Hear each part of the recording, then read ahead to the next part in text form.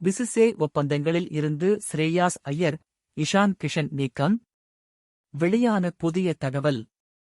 இந்திய அணி வீரர்களான இஷான் கிஷன் மற்றும் ஸ்ரேயாஸ் ஐயர் ஆகியோர் பிசிசிஐயின் மத்திய ஒப்பந்தங்களில் இருந்து நீக்கப்பட்டதாக தகவல் வெளியாகியுள்ளது. இந்தியா வந்துள்ள இங்கிலாந்து அணி 5 போட்டிகள் கொண்ட டெஸ்ட் தொடரில் பங்கேற்கிறது.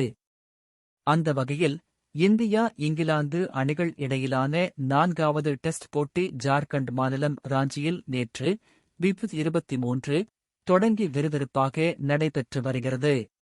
மேலும் வரும் மார்ச் 22ஆம் தேதி முதல் IPL தொடர் தொடங்கவுள்ளது.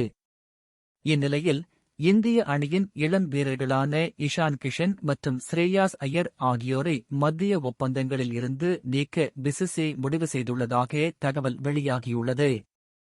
தென்னாப்பிரிக்கா டெஸ்ட் தொடரில் பணிச்சுமையால் பாதிக்கப்பட்டுள்ளதாக இஷான் கிஷன் பிசிசிஐயிடம் தெரிவித்தார்.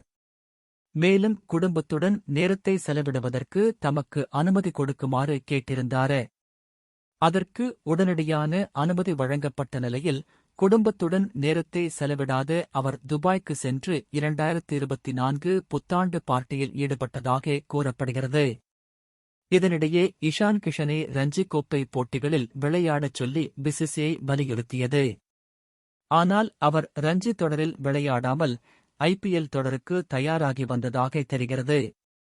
இவரைப் போல் ஸ்ரேயஸ் ஐயரையும் ரஞ்சி கோப்பை கிரிக்கெட் தொடரில் பங்கேற்க வேண்டும் என்று பிசிசிஐ தரப்பில் அறிவுறுத்தப்பட்டிருந்தது. ஆனால் அவர் முதுகுப்பிடிப்பு காரணமாக நடப்பு ரஞ்சி கோப்பை தொடரிலிருந்து விலகுவதாக கூறினார்.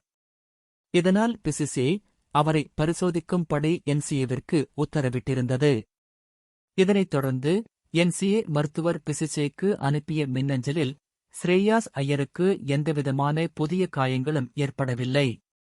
மேலும் அவர் முழு உடற்தகுதியுடன் உள்ளார் என்று தெரிவித்தார்.